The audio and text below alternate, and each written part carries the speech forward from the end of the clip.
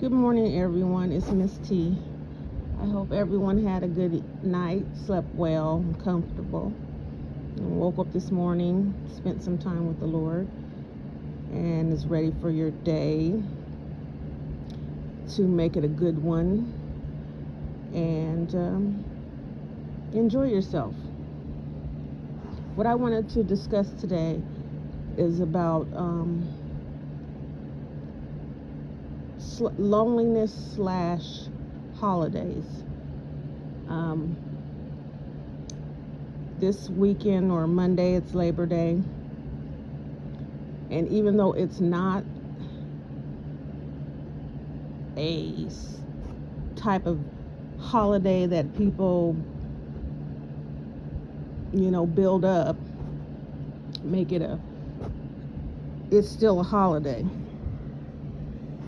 And what we are finding is that a lot of people who are lonely or don't have family get really, really depressed on holidays because they have no one to spend time with. And yeah, that's a bad feeling when you see families getting together. A lot of people have big families and they throw big, parties, barbecues, and have fun. And some people have small families and they get together and have a little something. But when you're alone or you're not really close with your family, or however it may be, it could become a very difficult time. And so I just say that we as people should be considerate of other people's feelings and how other people feel. It's just one time of the year. There are others, holidays also, but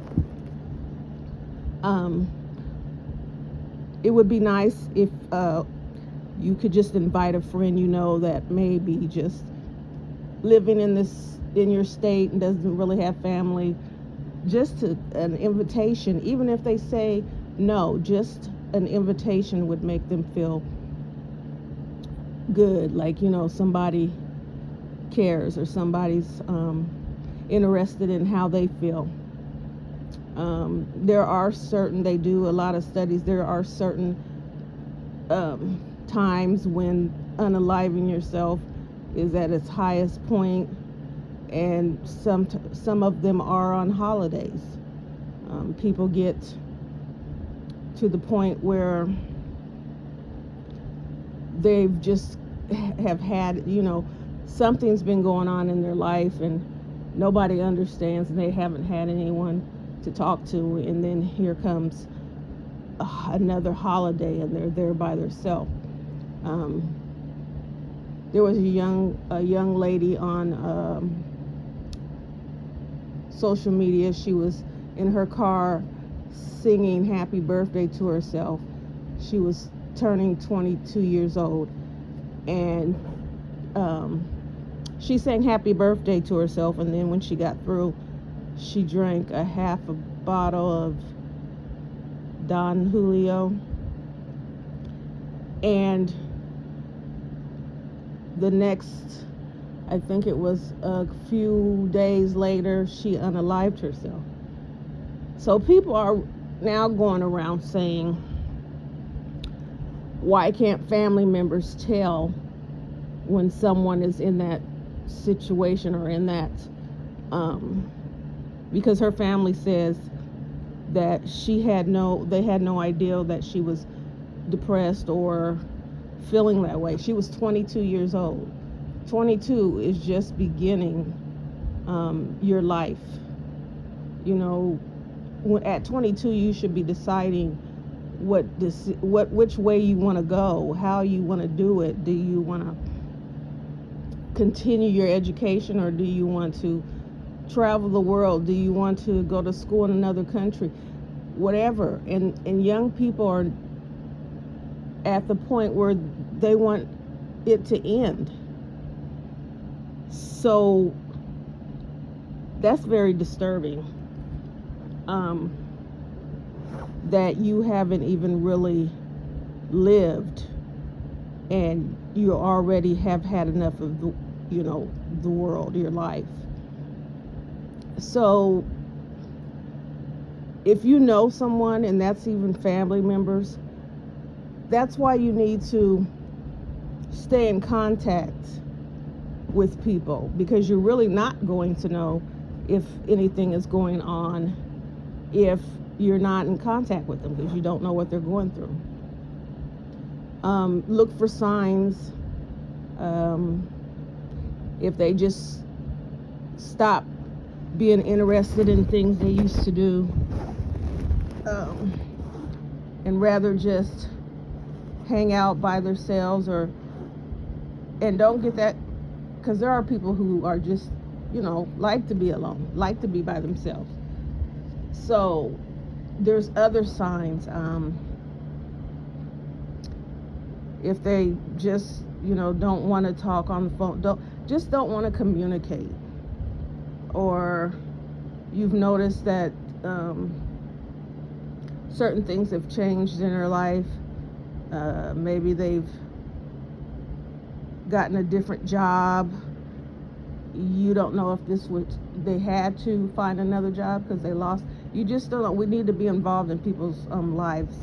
It's our family members, the people that we love, even people that, just being a human, just being how you should treat people, how you would want them to treat you. You have to put yourself in someone else's shoes. Everybody's life is not rosy. It's not always, sunshine and rainbows.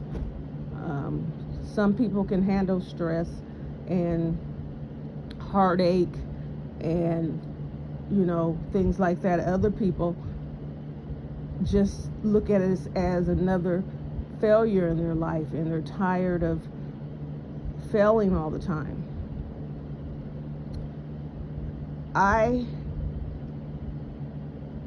Me personally, I could not imagine what would go through someone's mind who decided that they wanted to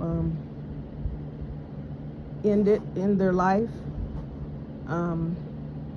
I don't know what the signs would be days up to the day. I don't know. Because I've never been around someone who's done that. Well, I have. I didn't know him closely, but I told the story about my friend. It was her friend, and actually that he did reach out to her the night that he did it. But she was busy because she had to go to the club. So she missed an opportunity. And I'm not saying that was anybody's fault. I'm not saying, it was her fault, but we're so busy just doing for ourselves that we don't really think about other people. If someone called you out of the norm and just, started talking and saying they wanted to talk and just needed somebody to talk to, that would be a red sign for me. I don't know, maybe, or a red flag. Maybe not others, maybe whatever situation that you've been in before with them, it didn't cross your mind, but to me that would be a red flag. Because most men do not call someone and say, I just needed somebody to talk to. So he reached out, and I don't know if he thought, because I believe most of the time people are reaching out for help. If you just wanted to end it all and be gone, you wouldn't contact anyone, you wouldn't tell anyone, you wouldn't say anything, you would just do it. But when people are reaching out to you and they say things to you, they're looking for a reason to be here. They're looking for someone to even say they care. That does anybody care that I even exist, or would they even, no one would miss me when I'm gone. And so yeah, he reached out and he didn't. I guess he didn't get the resolution or get whatever he was feeling inside. He didn't get to talk about it. So yeah, that's what he did. Watch out for signs. People get a little depressed when they have a breakup. The relationship has ended, and especially if it was the other person who ended the relationship, they might feel like everything is gone. They have nothing else to live for. That person was their whole world, and that what do they need to live for? And that's very, very important, because most of the time that type would unalive both themselves and the other person, because they're begging for that other person to come back, and they're just done with the relationship. And so they got this whole thing, is what they say is, I can't have you, no one else can. So we just really need to stop being so, the world's going by so fast. People are so fast to do everything in a rush, and nobody's slowing down and taking time to even look at other people. Sometimes you can see something in somebody's face. They don't even have to say anything. But self-gratification keeps us from even focusing on anybody else, anything else. We're just trying to make sure we're good,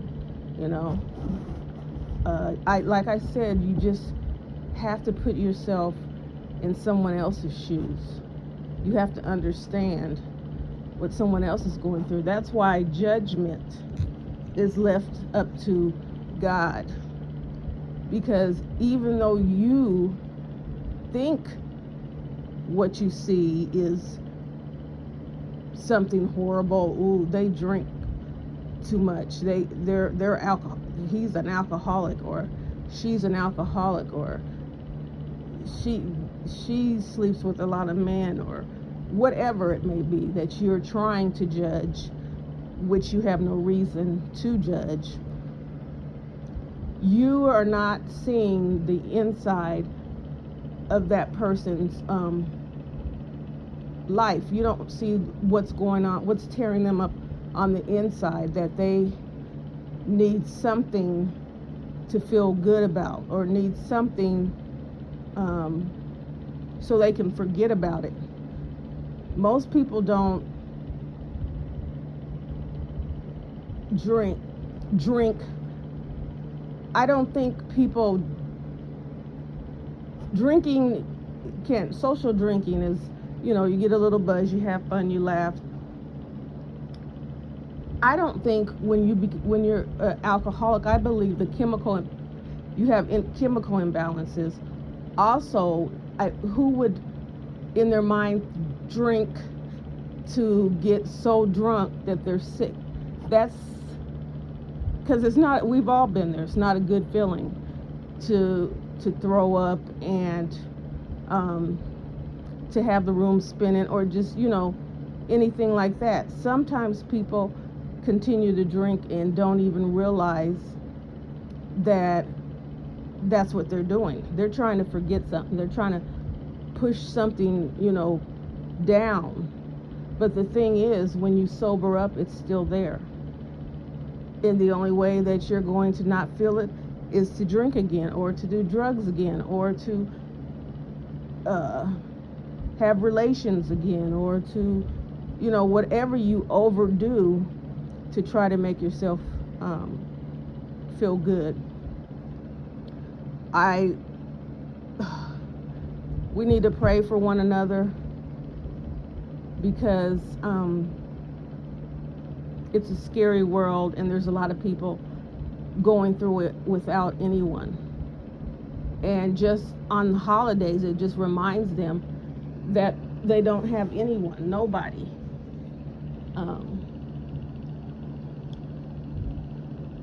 It can be a lonely, scary place, and if you don't know God, if you don't have friends, it could seem like you would be better off not here. And I just feel that we're not our brother's keeper. We're not looking out for the underdog. We don't care about the less fortunate. We only are trying to get to the next level. If we're here, you got a nice car, and now you're trying to get to the other level where you get a big SUV truck, and then we want to get a little, because we're too busy trying to maintain a facade, or trying to, and that is also something that makes you feel good about yourself when maybe something inside is broken. You want people to think you're successful. You want people to envy you. You want people to look at you and say you've made it, or and really we don't know what's going on in the outside. On the inside. There's a lot of people who put themselves in so much debt trying to impress other people that could become a depression. So now you have all these nice things, and then you're stealing from Peter to pay Paul, and then you're trying to figure out and that is just a bunch of stress added on for nothing. Who are you really trying to impress? And who are these people? Who are they in your life? What importance do they play in your life? Because it seems to me, when you look successful and it looks like everything is going in your direction, and you're popping, and you're the new thing, it seems like to me you start getting new friends because they want to be around you to either reap the benefits of what you have, or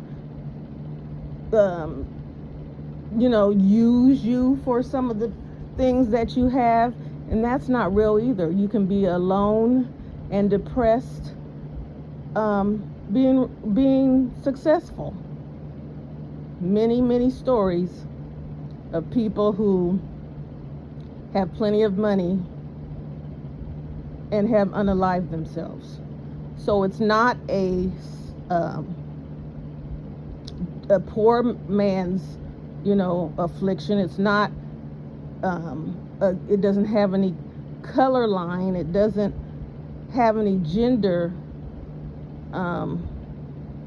Well, I'm not going to say that, because I haven't checked on that, because most of the ones that I've looked into were men, but I don't want to put that narrative out there without that information. But the age is not nowadays is not even a factor. 8-year-olds, 12-year-olds. There is no reason why a 8-year-old should feel like that they would be better off not here. An 8-year-old, they're just coming from being a toddler to me. They're just coming from being a baby. What is going on in someone's home life that an 8-year-old, a 12-year-old, a 14-year-old thinks that not being here is better for them.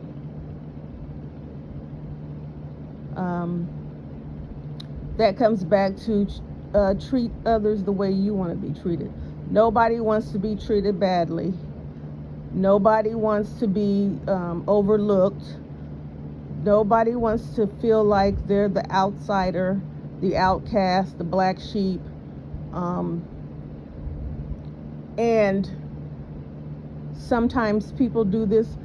Everything has a cause and effect.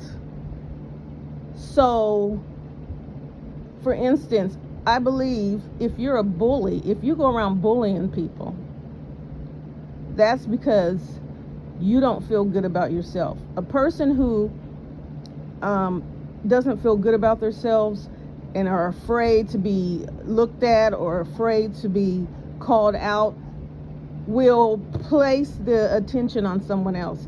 So I get everybody to pick on this person, then they're not looking at me. So you inflict the pain on someone else to protect yourself. And what you need to do, because you know how hard you're trying not to have that feeling, you should know what feeling you're giving that other person and not want them to go through the same thing. So what you need to be doing, instead of causing somebody else life miserable or to be out of control, is get help. There's always going to be bullies. There's always going to be troublemakers, liars, cheaters. It's always going to be there. You just have to make sure you are in the best way, or in the best mindset, or in the best atmosphere, or whatever, to be able to handle it the best way you can. People will go around and gossip about you, and even will tell lies about you. I've never seen so much hate in my life. People hate will make you do so many things that will cause you to try to ruin someone's life, try to ruin someone's reputation, try to even maybe have them unalived. It's this deep-seated hate that tears you, that eats away at you inside, that is festered by other things. Like, if you hate someone and you don't even, I use the word because that is a word, hate, and you really don't know why, you have to be looking at this person almost every day. Is it because they smile every day? You've never seen them unhappy. They never say an unkind word to anyone. They always seem to win at anything that they do. They get the promotions. They get recognition. People like being around them, enjoy their company, and so the hate that you're giving isn't hate of because this person hasn't done anything to you. The hate that you have is because this person is not you. So that comes into a lot of other sins, when you're coveting and when you're all those other things, worshiping, all those other things. It's not someone else's fault because they are a nice person and get along with other people, and people like to invite them to places because they're fun and they make people happy. That's not that. They're just living their life. Maybe you should try and be that way. What makes you act the way you do? What makes you be mad all the time, or complain all the time, or want to talk about people all the time, or put other people down all the time? What makes you that way?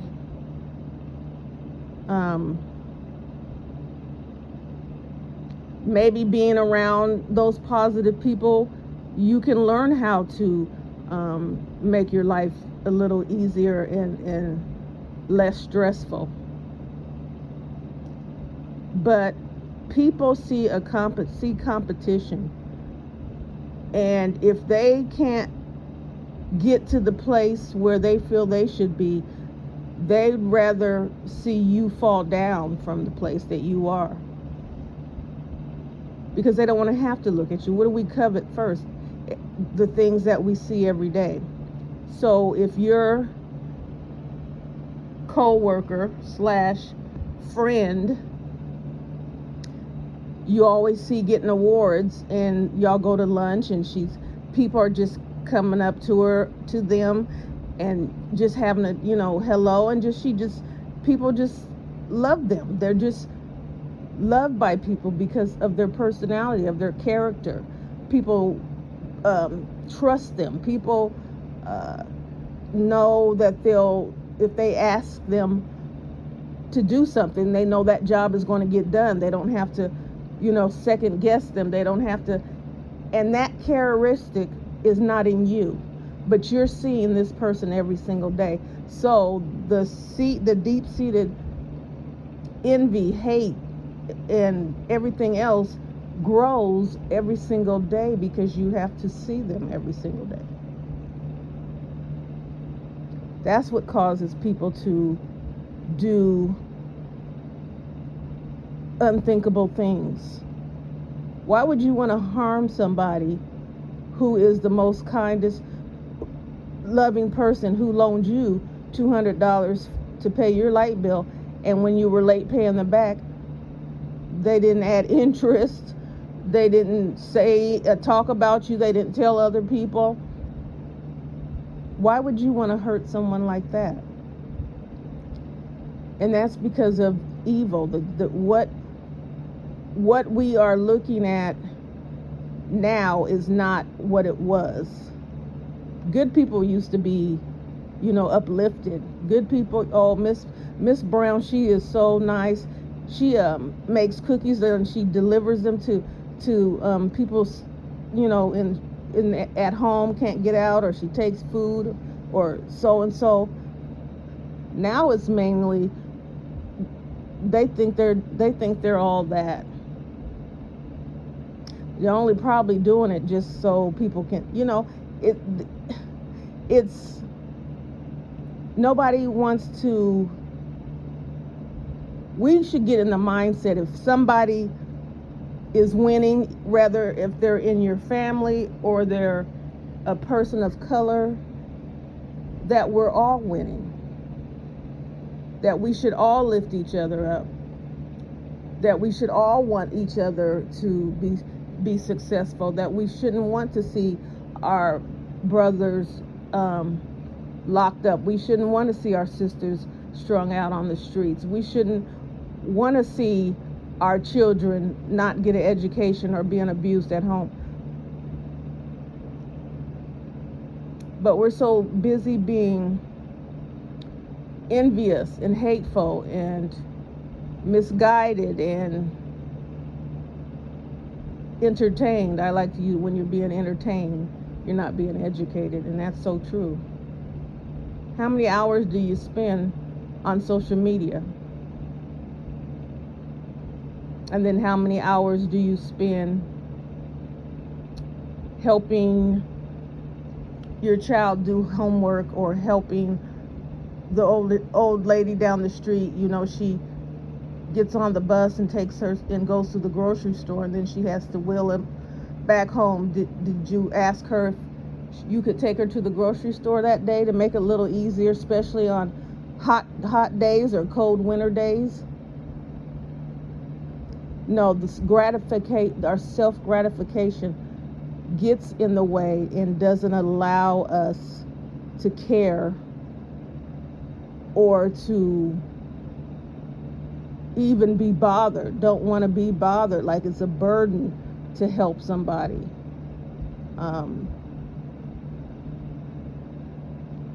And it's deep seated. It's been pushed into us, and the longer it keeps festering, it's getting worse and worse and worse and worse, and it's tearing us. It has eaten up our community. Our communities have been tore down and just, and we just sit by and just like, oh well, we can't, we like to blame, this era doesn't, they don't listen, and they're off the chain, and they're off the whatever, and you can't tell them nothing,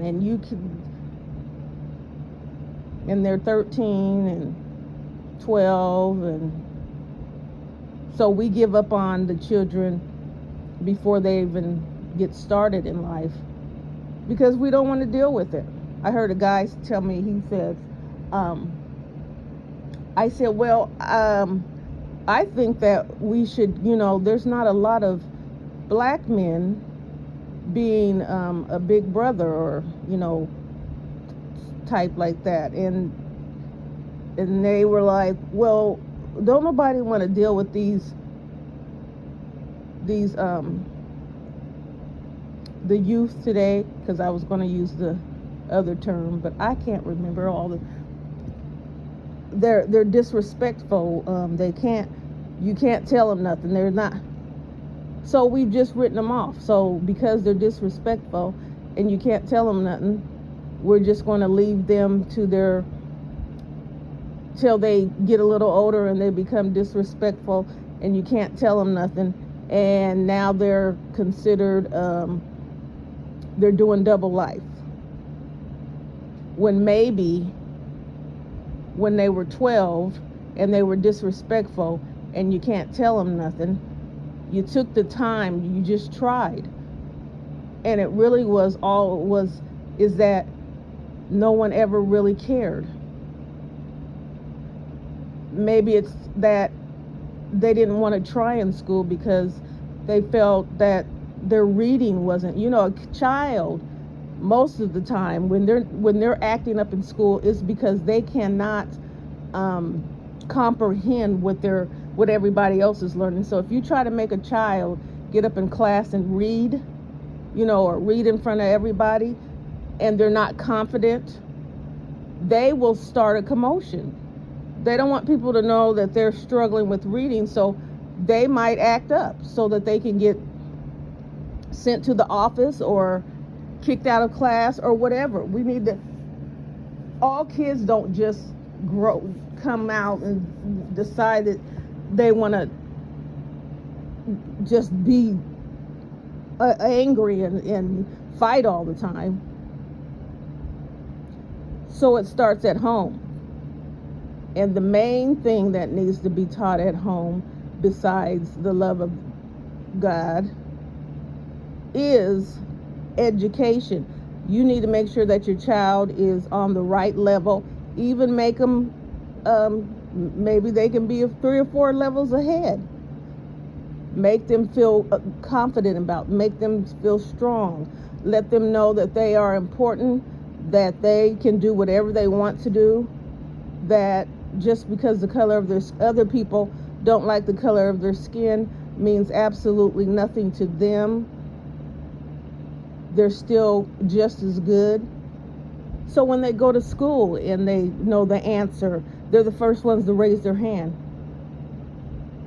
Or they enjoy knowing the answer. They enjoy reading. They like to read. And so it gets better and better and better. And they don't have issues in school.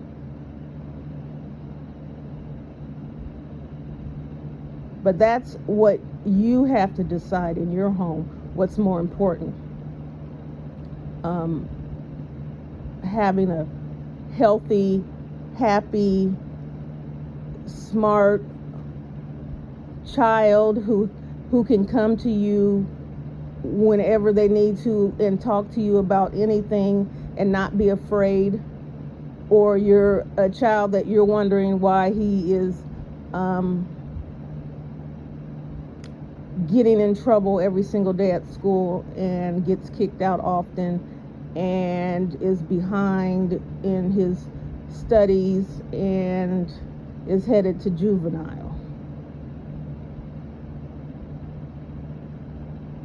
What do you say to those kids? Do we say we give up? Because I know it's frustrating for parents, especially single mothers who are working, and they're getting all this friction and all these calls and all this, have to deal with all these things and have to come pick your son up and get off of work and do. And I know that is frustrating and can be cause you some problems.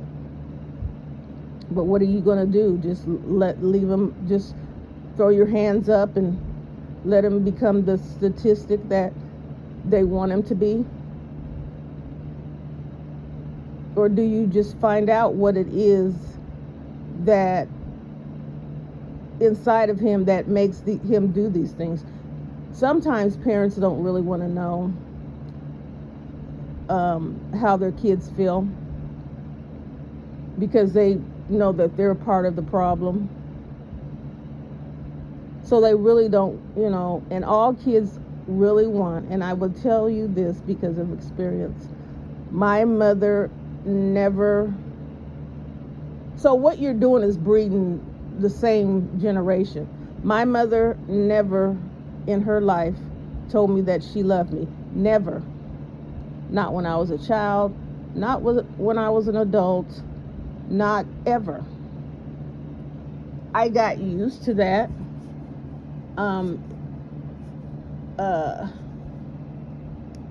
I guess it felt like maybe that's not what families do. I don't know.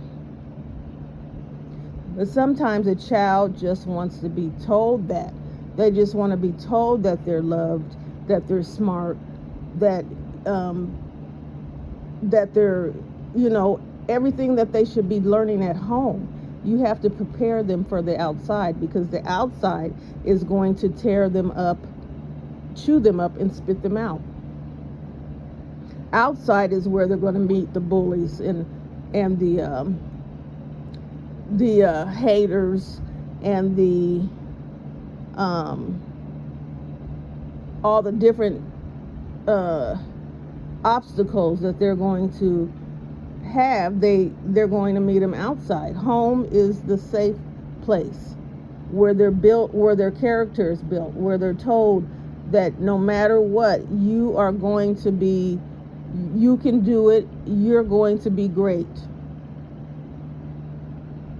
And even if you do fail, you're still great. You have to be on you have to be on your child's side. You have to, how teachers nowadays will tell you that your child has done something, and then you take the teacher's side. You haven't seen it, but you don't take your child's side. So then now nobody believes them, and they get angry, and nobody. So, and I believe that teachers will lie. I have come across some situations that I had to let them know, you're not going to just tell me anything. My son had a substitute, well, I don't know what he was. He was either a substitute teacher or something. But he was like, because they're younger and younger. They'll offer you a package deal and let you go to school for 2 years, whatever, and then you can become a teacher, because they have lost a lot of teachers. So he was fairly young. So I guess my son they were playing basketball, and my son and his friend were goofing off, horsing around, or whatever you want to call it. And he got into it, like, I guess I don't know if they said something bad to him, like, disrespectful, like, you you should still always always respect your elder and whoever's in charge. So my son told me that he said, I heard that you was on the street, you can't fight, or people, or you want to act tough here, but I heard on the street you ain't tough, and da, da, da, da. And my son said he said all this. Now I wasn't there, and the teacher who told me this situation wasn't there. So when she called me, they changed the story. And the reason why I said they changed the story, because you can almost tell a kid won't make up a lie that really sounds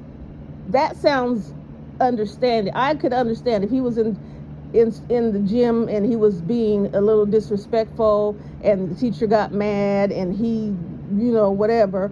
I could see him saying that. So I asked my son, I said, he said, that's what he said.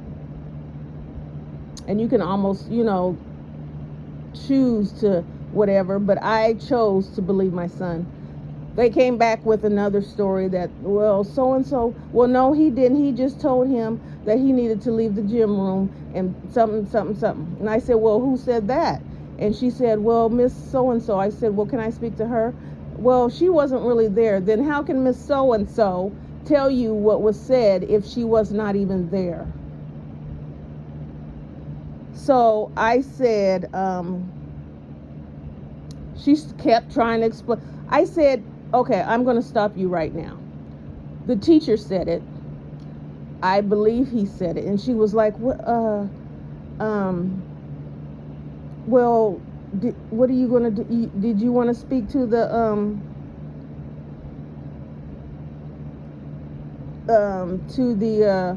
principal? I said, no.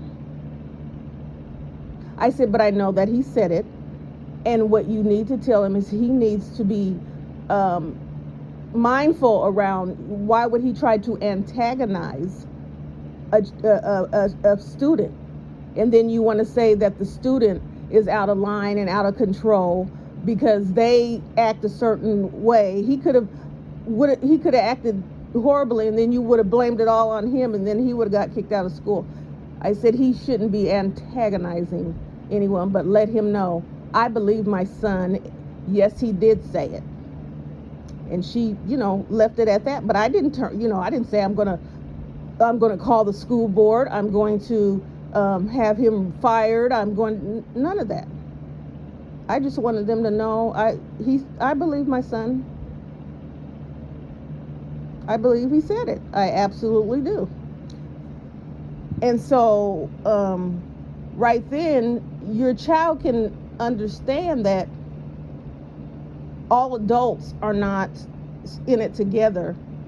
And so what I used to tell him, and I know it's a lot, but unfortunately, you have to. He says the teachers say stuff all the time. And I said, I can't, you're going to have to record them. If you feel that something is getting ready to happen or she's saying something to you're just going to have to record it on the phone, because I'm not going to be able, the school board's not, they're not going to take my word. I wasn't there. They're not going to take your word. You're a student. So I have, sometimes you have to do stuff to protect yourself. So I told my son, if ever a teacher calls you in or she says anything to you, record it. You don't tell them that you're recording it. And because that's what I do. If I feel like I'm in a situation that I might have to dispute or have, evidence that something happened or something was said, I record it. Because people will lie. And you have to get out of I was one of those people that were like, certain people can't lie. Like everybody could be a liar. Like Doctors can't lie, teachers can't lie, the pastor can't lie. They're just not supposed to tell a lie. But they're human, and like God said, we're all sinners. So I had to learn that they will tell a lie. I learned that firsthand, and that's when I started recording people. Because sometimes a lie can cause a great deal of harm in the situation. So you always want to be prepared to protect yourself or defend yourself, or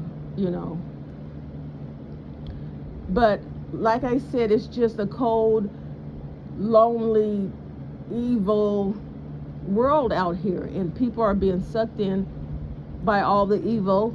They're out here by themselves, and it seems like they have no one. So if you have a friend that that sits at home all the time, or your neighbor doesn't get visitors or anything, maybe if you're having a barbecue and you invite her, because she probably sometimes just sits at her kitchen window and watches what's going on over at your place anyway. And even if invite her, and even if she says no thank you, just the fact that you wanted her there, or you wanted her around your family or whatever, just might give her a boost of energy to say that people care. I don't have to, maybe I shouldn't just sit here in my house every day all day and feel sad or feel sorry for myself or feel lonely. I can get out and do something.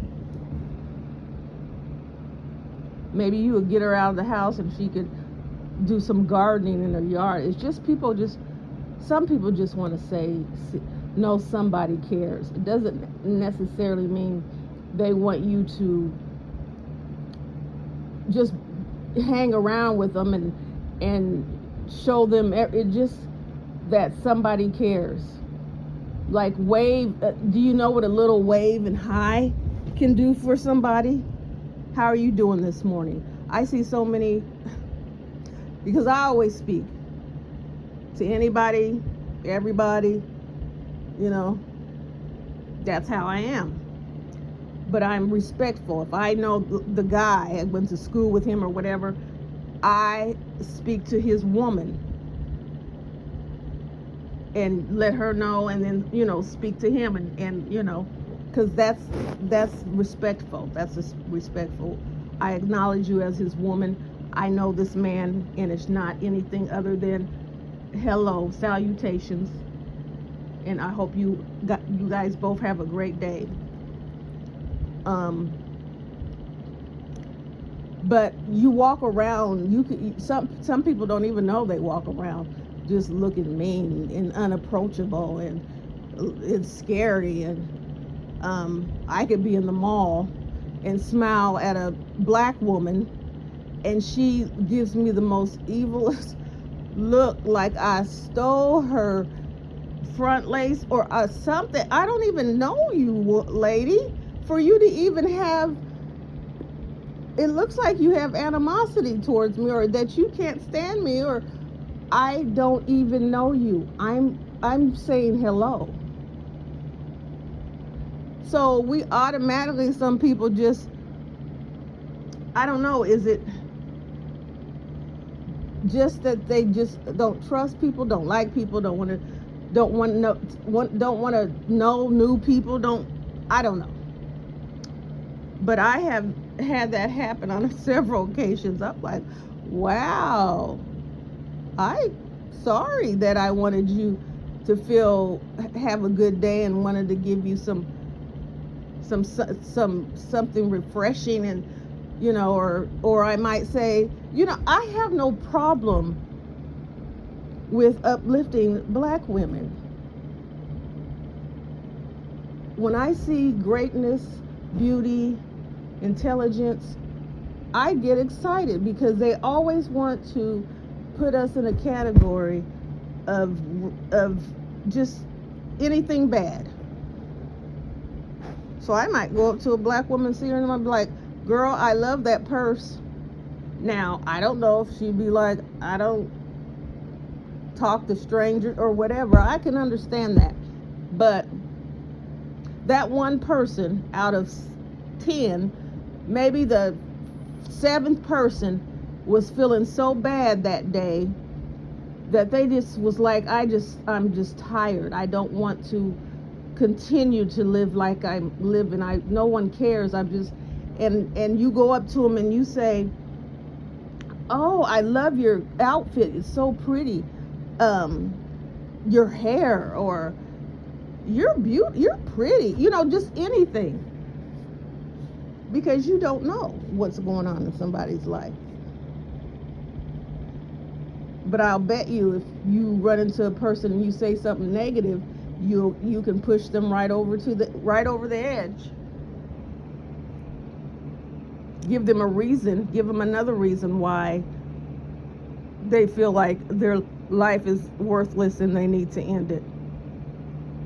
I'd rather be the person who gives them a beautiful smile or a beautiful kind words, and rather than and whatever happened throughout their day, I rather feel good about that than feel bad that I ran into someone and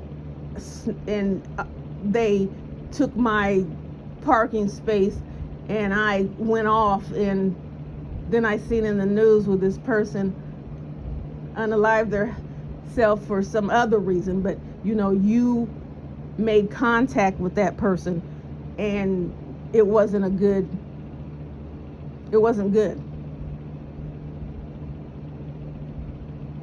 I say, like I say over and over, I treat people like God treats me. If I treated people like they treated me, like the person treated me, it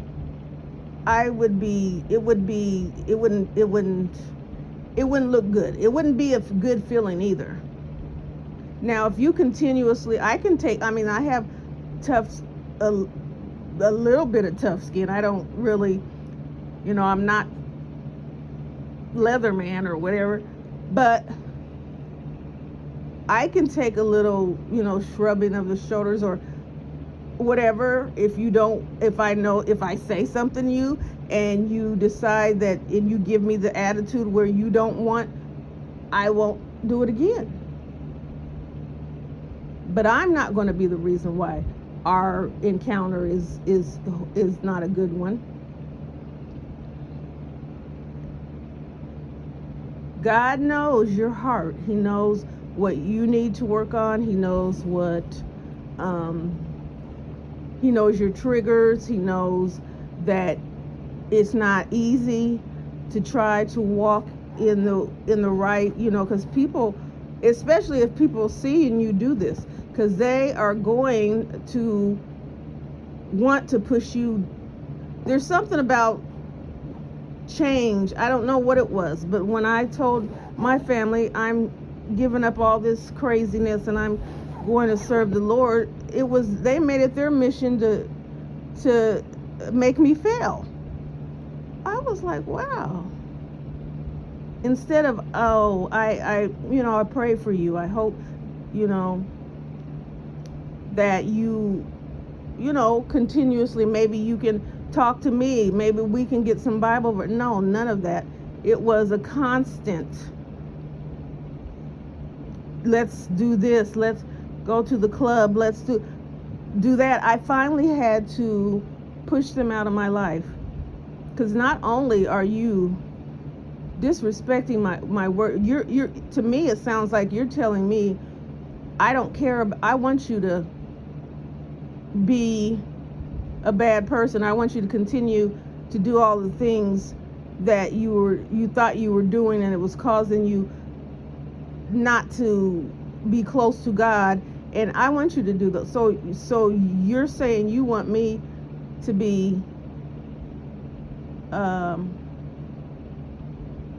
not to make it to heaven. Basically, to me, that's what you're saying. what, it just, so yeah, I had to decide to that they couldn't be in my life. I wouldn't never disrespect somebody's wishes.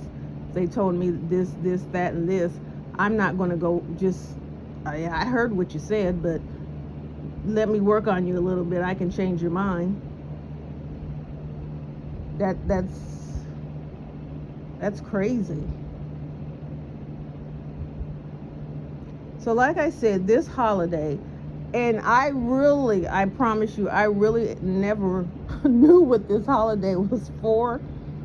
I just knew I had the day off of work. And I didn't question anything that allowed me to have a free day off of work. But to commemorate, that's not the word, to honor the people from past and present who are in the work field and have worked to keep our economy going, and they're giving them a special day. So I don't know what you do on that day. I'm sure you can do whatever you want, barbecue or have family game night, I don't know. But try to think of somebody that you can invite.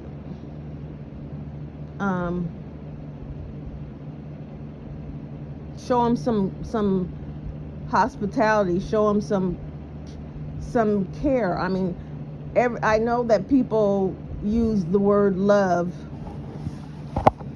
and sometimes it's not used. It's just used. People say I love you and don't mean it. So the word really is just used freely. But just because you're a caring person and you don't want anyone to hurt or feel hurt, you can make a difference in somebody's life. You can show somebody that they're worth, something. They're a human being. Just because they're a human being, that might be the thing you can use. Just because you're a human being and so am I. That you extend out your hand and show them, some kind of kindness and grace and mercy, because people are out here just doing everything, just being evil, just doing all kinds of things. You maybe need to get to know your neighbors in your neighborhood so that you guys can watch over each other's houses or look out for strange things that are happening, and you can report just anything. Evil is going to be the norm. Bad things are going to happen every day, all day. You just pray. I pray that it doesn't come to your doorstep or my doorstep, but there's no guarantee. So you need to be prayed up. You need to trust in the Lord and let him command. You can't fight the devil. You can't win against the devil without God. Period. I don't care if you can have, how it's like people can say, I can quit when I want to.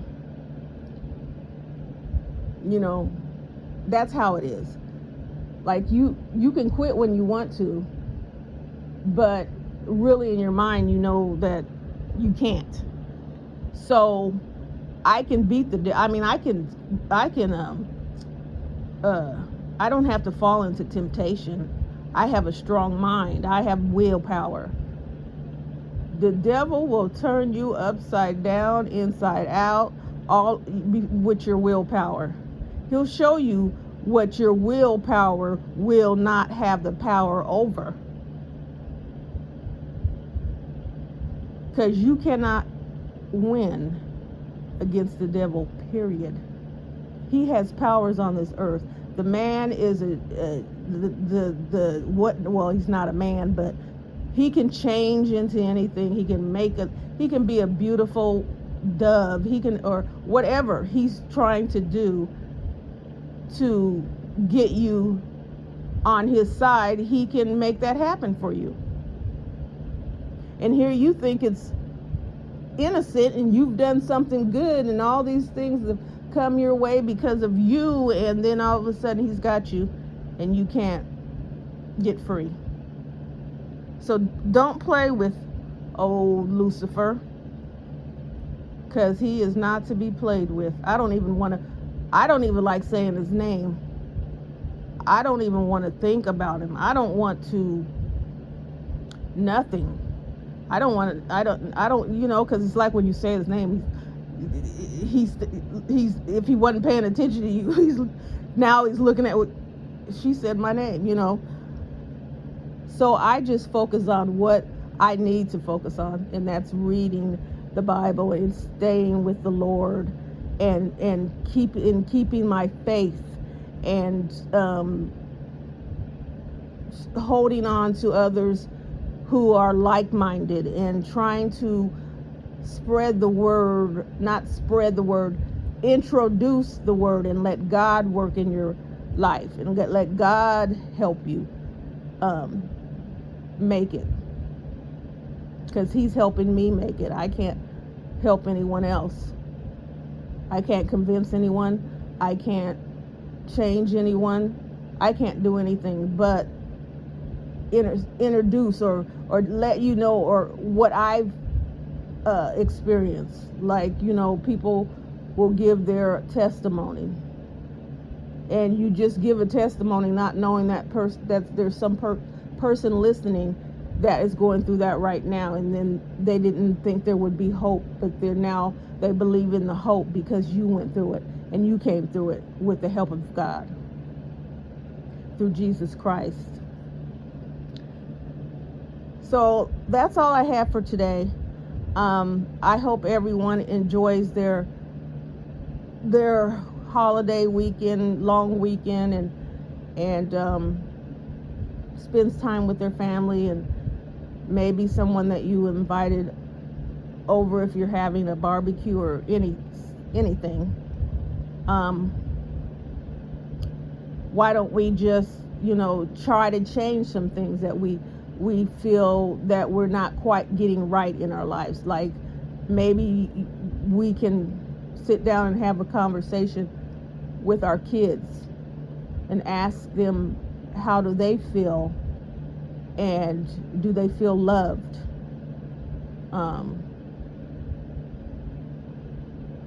And yeah, because not being told that you're loved your whole childhood, you really don't know what that would look like when you're older. You don't know how you don't know how you're supposed to show someone that, because you don't know what it is. So you might be thinking it's something, and it's really not even that. Kids just really want you to say you love them. They don't care about most of them don't care about the toys and what, you know. They just want to be able to, maybe you that you spend time just sitting with them and reading a book, or talking to them about the trip you went on, or just anything. It's simple things. It doesn't have to be something spectacular that you think, oh, I can't afford it because I don't have. They don't care about that. They just want you to love them. So until next time.